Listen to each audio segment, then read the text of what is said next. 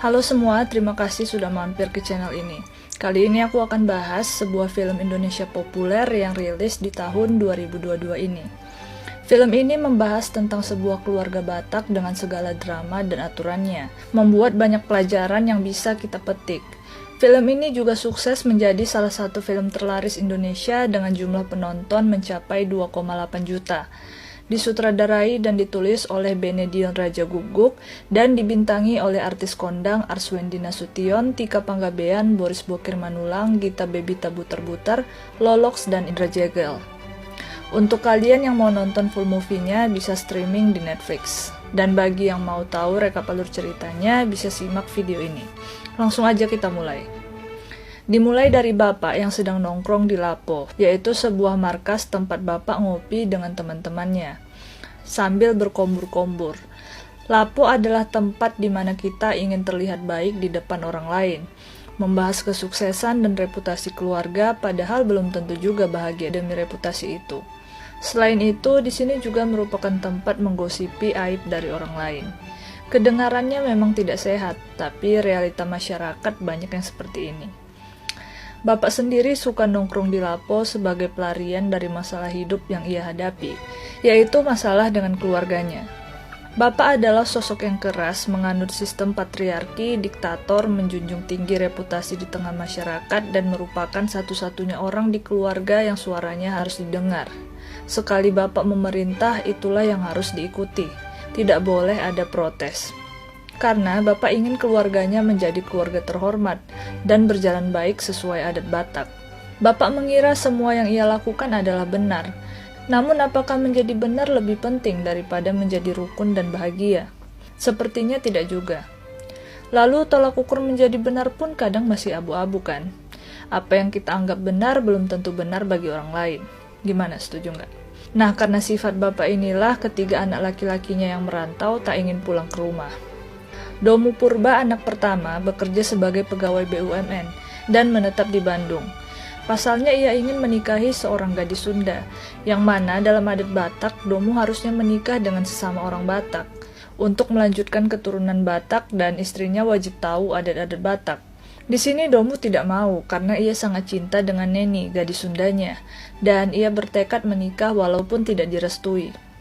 Beda lagi dengan Gabe, anak ketiga yang bekerja sebagai pelawak dan menetap di Jakarta. Bapak kecewa dengan Gabe karena tidak berkarir di bidang hukum, padahal bapaknya berharap ia bisa menjadi hakim atau jaksa, karena sudah dikuliahkan di jurusan hukum, tapi malah berakhir menjadi pelawak. Dalam adat Batak, pelawak tidak terlalu dihormati, beda rasa bangganya jika anak menjadi hakim atau jaksa. Selain itu, ia juga tidak mau kuliah anaknya sia-sia, tapi Gabe menganggap tidak ada hal yang sia-sia, karena kuliah hukum membuatnya menjadi orang yang pintar, dan ia ingin berkarir menjadi pelawak karena ia senang dapat membuat orang lain tertawa.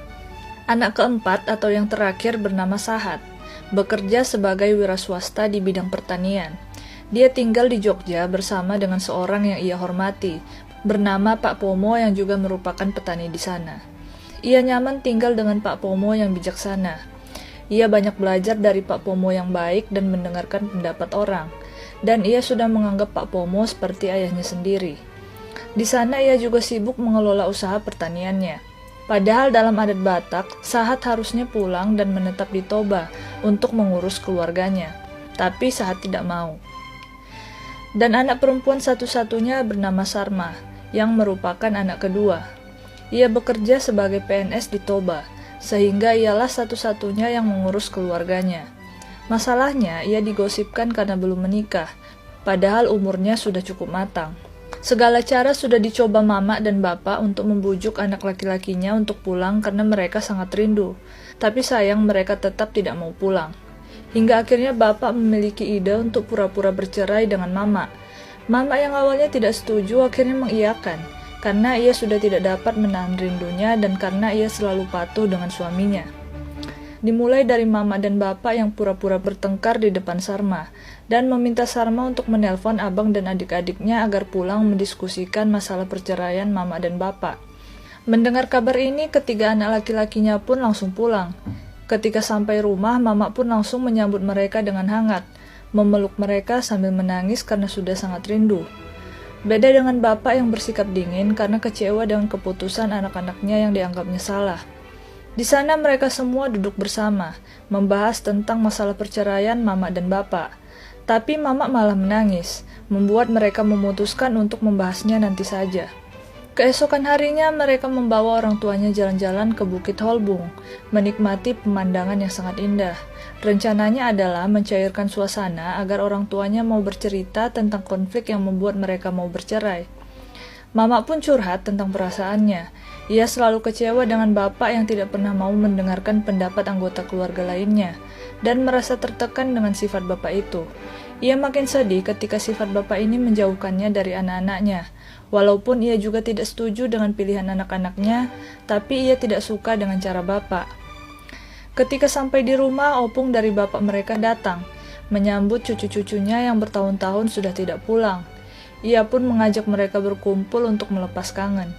Di sana opung meminta cucu-cucunya agar tidak terlalu keras dengan bapak, karena walaupun bapak membuat mereka kesal, tapi sebenarnya bapak berhati baik, dan dari dulu bekerja keras membanting tulang dengan mama untuk bisa menyekolahkan mereka semua tinggi-tinggi dan memberikan yang terbaik untuk anak-anaknya. Selain itu, opung juga memohon pada mereka untuk menghadiri pesta sulang-sulang pahopu, yang artinya memberi pada cucu-cucu. Pesta ini diadakan untuk menebus utang pesta nenek yang dulu menikah tapi tidak resepsi. Nah, bapak mereka lah yang berjanji akan mengadakan pesta pengganti untuk opung. Dan setelah semua anaknya sukses, akhirnya bapak sudah punya uang untuk bisa mengadakannya. Pesta pun diadakan, dan semua berjalan lancar. Tentu opung sangat senang. Ia berterima kasih pada semuanya, terlebih cucu-cucunya yang sudah mau menghadirinya. Opung juga sangat bangga dengan keluarga mereka. Di malam harinya, mama berpikir keras tentang keluarganya. Ia yang sudah lelah seharian di pesta dan juga tidak bisa tidur karena berpikir, akhirnya jadi sakit keesokan harinya. Ini membuat mereka batal berdiskusi tentang perceraian. Sementara mama beristirahat, bapak mengajak ketiga anak laki-lakinya untuk mengobrol tentang masalah mereka.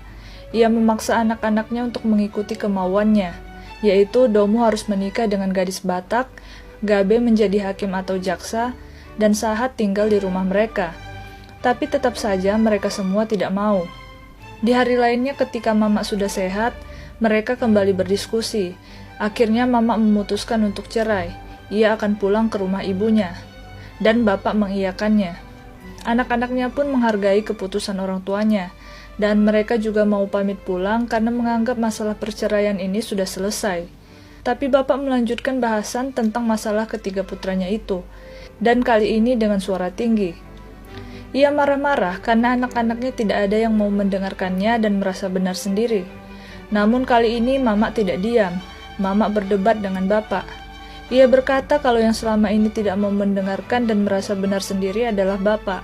Selama ini mereka semua selalu mengikuti keinginan bapak dan menyampingkan perasaan masing-masing. Di sini juga terungkap kalau perceraian pura-pura ini adalah ide bapak, dan Sarma sebenarnya sudah tahu kalau ini pura-pura. Tapi karena ini perintah bapak, Sarma terpaksa berbohong dengan abang dan adik-adiknya. Seketika suasana jadi pecah. Sarma tak bisa lagi menahan emosinya. Ia berkata kalau sulit menjadi anak perempuan di keluarga ini. Pasalnya selama ini ialah yang menerima konsekuensi atas semua kelakuan laki-laki di rumah ini. Karena anak perempuan tidak boleh bersuara dan hanya perlu menurut. Ialah satu-satunya anak yang selalu mengikuti perintah bapak. Rupanya Sarma tidak jadi menikah dengan Noel pacarnya karena Noel adalah orang Jawa. Ia tidak mau menambah malu bapaknya karena Domu juga mau menikah dengan orang Sunda.